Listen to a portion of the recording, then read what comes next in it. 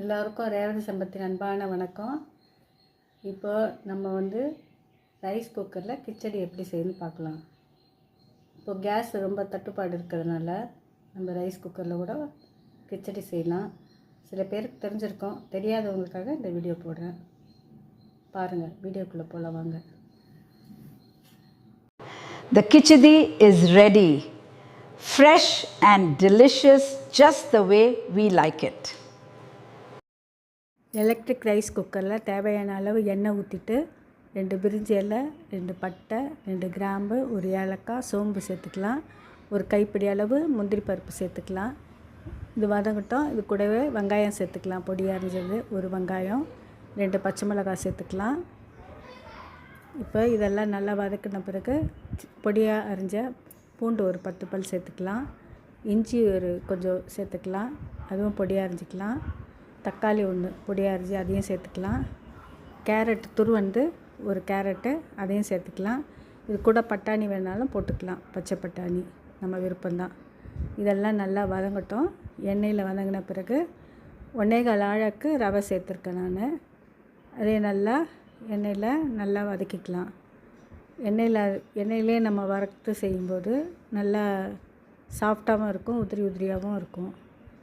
நல்லா வதக்கியாச்சு. இப்போது தேவையான அளவு உப்பு சேர்த்துக்கலாம். 1/4 ஸ்பூன் மஞ்சள் பொடி சேர்த்துக்கலாம். 1/2 ஸ்பூன் மிளகாத்தூள் சேர்த்துக்கலாம். பச்சை மிளகாய் கம்மியாக போட்டுக்கிறதுனால மிளகாத்தூள் சேர்த்துக்கிறோம். அப்போ தான் கொஞ்சம் டேஸ்ட்டு நல்லா எடுத்து காமிக்கும்.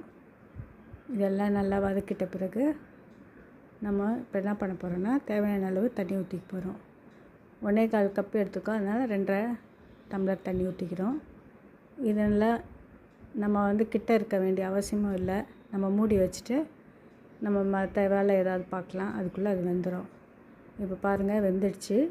இப்போ நான் கடைசியாக கொத்தமல்லி கருவேப்பிலை சேர்த்துக்கிறேன். புதினாவை கூட போட்டுக்கலாம் நான் கொத்தமல்லி கருவேப்பிலை சேர்த்துக்கிறேன். இது எல்லாத்தையும் நல்லா பரட்டிட்ட பிறகு திருப்பி ஒரு ஸ்பூன் இல்லைன்னா 2 ஸ்பூன் நெய் சேர்த்து இறக்கிட்டோம்னா சூப்பராக இருக்கும் இந்த கிச்சடி. எல்லாருக்குமே விரும்பி சாப்பிடுவாங்க. ஒரு முறை இப்படி எலக்ட்ரிக் ரைஸ் குக்கரில் கிச்சடி செஞ்சு பாருங்கள். இது எல்லாருக்கும் தெரிஞ்சது தான், இருந்தாலும் நான் இந்த மெத்தடில் சொல்லியிருக்கேன். ட்ரை பண்ணுங்கள். இந்த வீடியோ பிடிச்சிருந்தா ஃபுல்லாக பாருங்கள். இப்போ கிச்சடி ரெடி ஆயிடுச்சு. தட்டில் சாப்பிட்றதுக்கு எடுத்து வச்சுருக்கேன். கிச்சடி செஞ்சாச்சு, ரெடி ஆயிடுச்சு. இதை உங்களுக்கு நான் சாப்பிட்டு பார்த்துட்டு சொல்கிறேன் எப்படி இருக்குன்னு. மேலே சட்னி வச்சுருக்கேன்.